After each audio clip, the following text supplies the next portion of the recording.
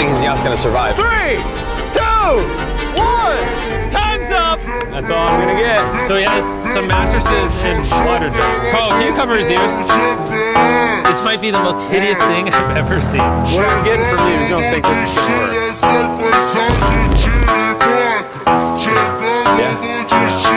Let's see if the yacht sinks. Any last words? Can I have the hat? I will give you my hat if your yacht sinks. All right.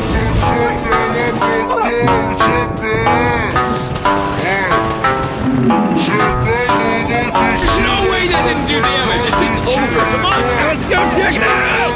My yacht!